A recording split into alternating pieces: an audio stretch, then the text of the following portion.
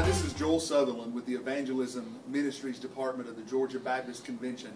I'm here at a retreat, and I've got a special guest who's given out some information to us concerning the lostness of Georgia. And I'm going to let him introduce himself, and then we're going to talk about some of the things he's been sharing with us. I'm with Dr. Jim Slack.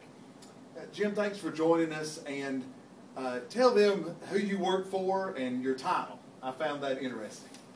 Well, I'm with the International Mission Board, and this is my 46th year with them after spending with my family 25 years in the Philippines, now working out of Richmond in the headquarters. I'm a missiologist that, of course, studies missionary situations and settings and growth and methods.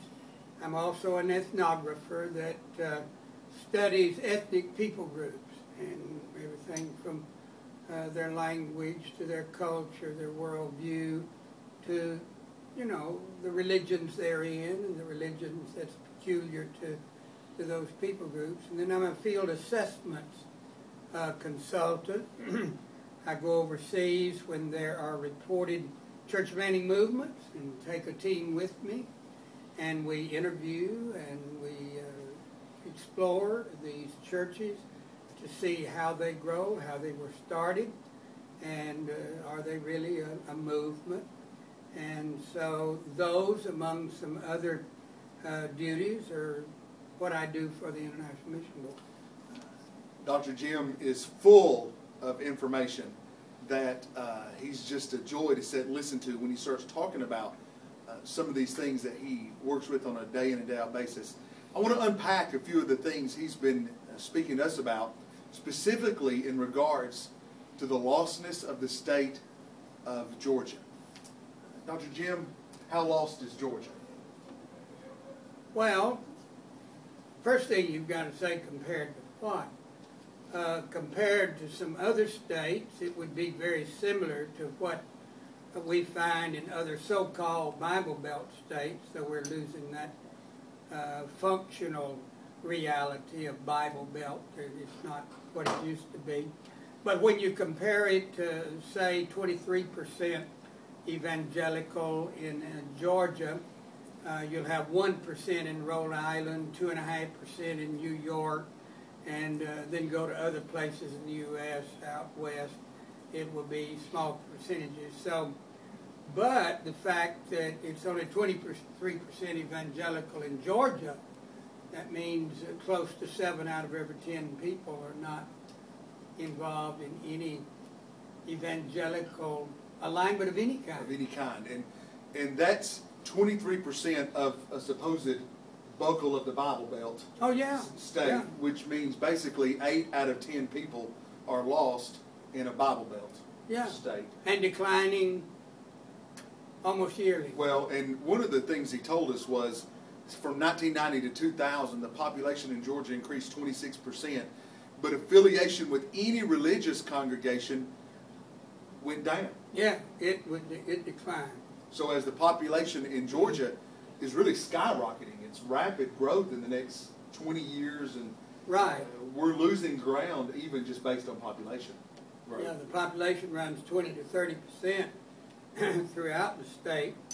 Atlanta's higher, and they're losing, though, in religious affiliation of any kind, and they're declining in evangelical percentages as well. Well, and one of the things you mentioned that I found interesting was if you put every congregation in Georgia together, and that would be cults, anything the government recognizes as a congregation. So you could put in there Baptist and Methodist and Catholic, Wiccan and Druid religion, probably. Hindu, everything goes in that.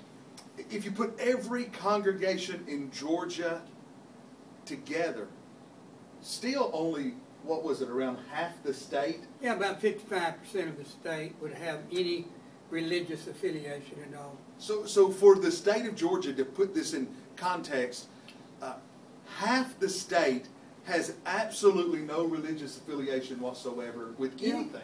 Right. With anything. And you're talking about half the state of the population's around 8 or 9 million now, I guess, somewhere in that area. Yeah. Of that's going downhill. That's very, very lost compared to what we think about lost. You made a statement, Dr. Jim, that I wanted you to elaborate on, and I wrote it down because it impacted me. You said if we don't start churches, we will die. Right. And listen to this statement, because I've never heard this before. We can't win enough people with our current base of churches to really make a difference if we don't start churches. Can you elaborate on that a little bit? Well, yes, because over time, and a lot of it is because of good work as well as poor work, but the longer a church is in the place, the less people in that place are aware of it. It's just like a home there, you know, like other buildings there. They don't think of it anymore. It's just a part of the mosaic of people and buildings and all. Plus, in the field of religious research, they talk about burned over areas to where the churches visited, knocked on doors, invited people to come, and people become calloused and all. And when the church gets out in a new territory where there are no churches, where you know, you've got a lot of people who are not affiliated with anything, you have a far greater chance. Now, we do know that if you try to grow by 100 new members in an established church, you can grow by 200 members in the same time if you would go out and start Bible studies in homes. You could grow to 300 members if you'd go out where there are no churches and start a church. And therefore it's a 1 by 2 by 3 by principle.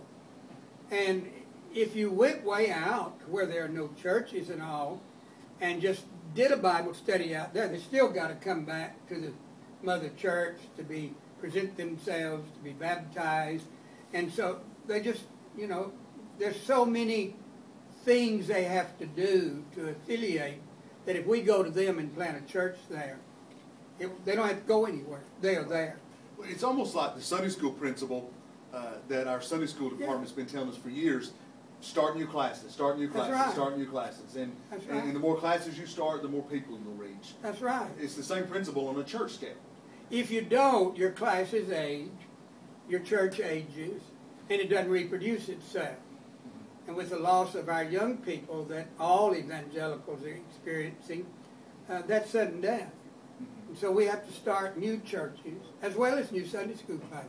Same principle. Right. It worked for the existing church to grow itself, start new classes, but also to go out and start and plant new churches, satellite churches and all that. To give you a little idea of the enormity of the task, if you took the lostness of the state of Georgia and you froze the population where it was, no new births, nobody died, nobody moved in, nobody moved out, based on 100 members per church, which is about the average size church is about 100 people, Dr. Jim says we need 59,000 churches. That's right.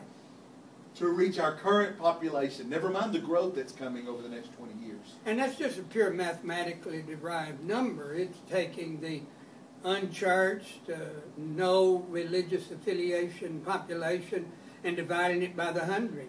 So that's just straight math. There are approximately 3,600 Georgia Baptist churches. That means approximately, I'm just doing the math in my head, every church would need to start 15 churches to get to that number. Every single church in the state of Georgia would need to start 15 churches if you froze the population. And every study says Georgia population is not freezing. It is just the opposite. It's skyrocketing. You made the statement that Georgia, Atlanta will be the largest city in the United States by the year 2040 at the latest, 2030 on the quickest end. So the metro Atlanta area covers about 20 counties.